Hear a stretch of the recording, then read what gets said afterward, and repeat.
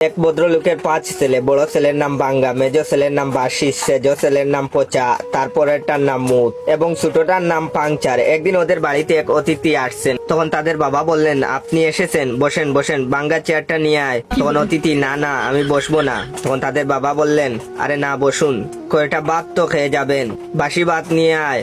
তখন অতিথি বললেন, না না জাস্ট খেয়ে এসেছি, খাবো না। তখন তাদের বাবা বললেন, কিছুই খাবেন না? তা হয় না, পচা দই নিয়ে আয়। তখন অতিথি বললেন, না না দই খেলে আমার ঠান্ডা লেগে যায়, প্লিজ আমি খাবো না। তখন তাদের বাবা বললেন, তা কি হয়, কিছু না হোক অন্তত এক গ্লাস জল তো খান। এটা বলে জুড়ে ডাক দিয়ে বললেন, ওরে মুতে জল দে তো।